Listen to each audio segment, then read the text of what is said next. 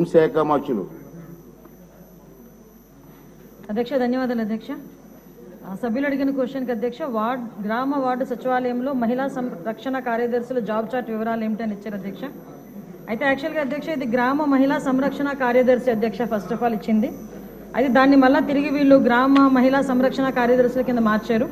అయితే వాళ్ళ వివరాలు వాళ్ళ జాబ్ చార్ట్ చూస్తే అధ్యక్ష ఇంచుమించుగా వాళ్ళ జాబ్ చార్ట్ ఇవ్వడానికి 2 జీవోలు మార్చారు అధ్యక్ష గత ప్రభుత్వం.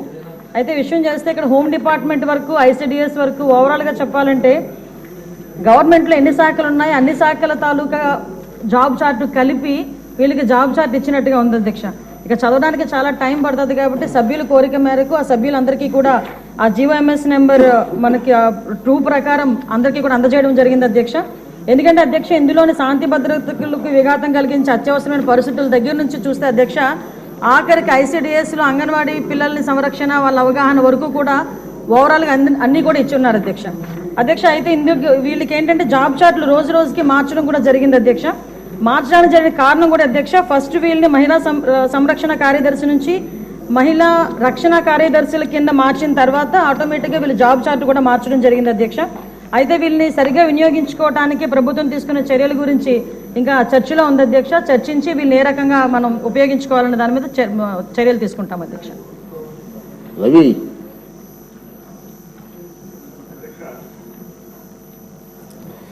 గౌరవ మంత్రి గారు చెప్పినటువంటి ఆన్సర్ అయితే సభ్యుడిగా నేను క్వశ్చన్ చేశాను అధ్యక్ష, నాకైతే అందలేదు అధ్యక్ష.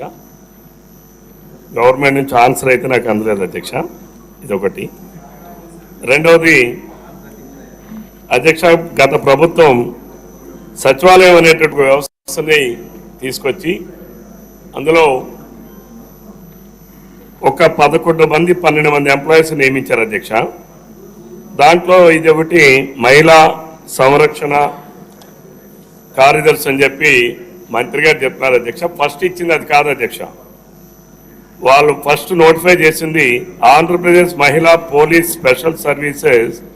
వాళ్ళని ఏం డిజిగ్నేట్ చేశారంటే మహిళా police and women and child welfare assistant ward women and weaker sections protection secretary బ్రాకెట్లో ఫీమేల్. ఇది ఫస్ట్ నోటిఫికేషన్ అధ్యక్ష.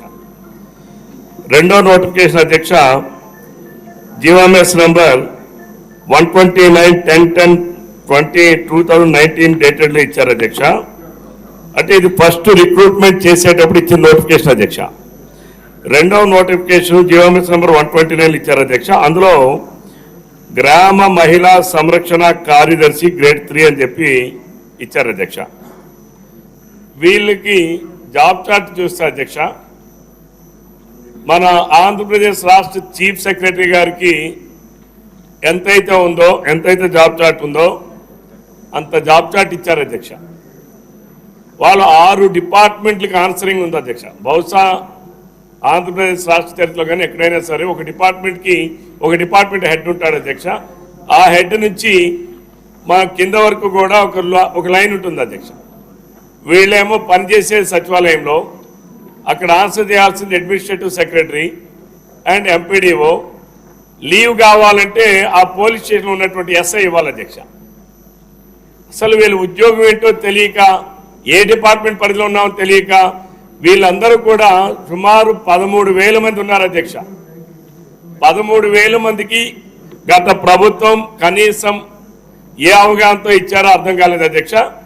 దీనిని ఇప్పటికే మనం ఫీల్డ్లో చూస్తే ఇందులో న్యాయస్థానాల్లో కూడా 2 కేసులు వేశారు అధ్యక్ష. ఎవరో ఒక పిల్లి వేశారు అధ్యక్ష. అసలు వీళ్ళు జాబ్ చార్ట్ ఏంటి అని. మరికొందరు 2 నోటిఫికేషన్లు ఒక నోటిఫికేషన్ మేము ఓన్లీ మహిళా కార్యదర్శిగానే మేము నియమించబడ్డాం కాబట్టి మేము పోలీస్ డ్యూటీలకి మేము ఎందుకు వెళ్ళాలి, ఆ GOMS నంబర్ 59 ప్రకారం మేము పోలీసులం కాదని చెప్పి వాళ్ళు కేసు వేశారు అధ్యక్ష. ఈ 2 ఇంకా స్టిల్ కోర్టులో పెండింగ్ ఉన్నాయి అధ్యక్ష. నేను ప్రభుత్వానికి అడిగేది మీరు ఇప్పటికైనా దానిని ఉపసంహరించుకుంటున్నారా, వాళ్ళు పోలీస్ డిపార్ట్మెంట్లో కొనసాగించాలనుకుంటున్నారా, పోలీస్ డిపార్ట్మెంట్లో కొనసాగించండి, లేదా ఉమెన్ అండ్ చైల్డ్ వెల్ఫేర్ డిపార్ట్మెంట్కే మీరు కన్ఫైన్ చేస్తారా, women and child welfare department confine చేయండి. ఇది మానసిక క్షోభ అధ్యక్ష. పాపం వాళ్ళు అందరు ఆడపిల్లల అధ్యక్ష. అర్ధరాత్రి పోలీస్ స్టేషన్ పిలిచి నువ్వు బందోబస్తుకి వెళ్ళమంటాడు అధ్యక్ష. అసలు పోలీస్ మాన్యువల్ ప్రకారం పోలీస్ రిక్రూట్మెంట్ ప్రొసీజర్స్ ఏంటి అధ్యక్ష? అండర్ 1864 యాక్ట్ ప్రకారం, పోలీస్ యాక్ట్ ప్రకారం రిక్రూట్మెంట్ ప్రొసీజర్ ఇస్ డిఫరెంట్. వీళ్ళని తీసుకెళ్లి పోలీస్ అని చెప్పి ఎట్లా దానిని చేస్తారు అధ్యక్ష? అంటే ప్రభుత్వానికి ఒక అవగాహన లేనప్పుడు కింద పనిచేసేటటువంటి సిబ్బందికి ఏ రకంగా అది ఉంటుంది? ఆడపిల్లలందరూ మానసికమైనటువంటి క్షోభకు గురవుతున్నారు. ప్రభుత్వం సత్వరమైన నిర్ణయం తీసుకోవాలి అధ్యక్ష. వాళ్ళని women and child welfare and protection ఏదైతే ఇంకా మనం పెట్టాలనుకుంటే వాళ్ళని ఎంపవర్మెంట్ ఆఫ్ ఉమెన్ ప్రోగ్రామ్ కూడా ఇన్వాల్వ్ చేయండి. ఆ రకమైనటువంటి జాబ్ చార్ట్ చేసి ఉమెన్ అండ్ చైల్డ్ వెల్ఫేర్ డిపార్ట్మెంట్కి మాత్రమే కన్ఫైన్ చేయండి. ఎందుకంటే పోలీస్ యాక్ట్ ప్రకారం వీళ్ళ రిక్రూట్మెంట్ చెల్లదు. కాబట్టి దానిపైన మంత్రి గారు సమాధానం ఇవ్వాలని చెప్పి కోరుతున్నారు అధ్యక్ష. హోమ్ మినిస్టర్ గారు 1 minute. ఈ క్వశ్చన్లో 5 సబ్జెక్ట్స్ సిగ్నేచర్స్ ఉన్నాయి. 5 మాట్లాడిన తర్వాత 5 కలిసి ఒకటే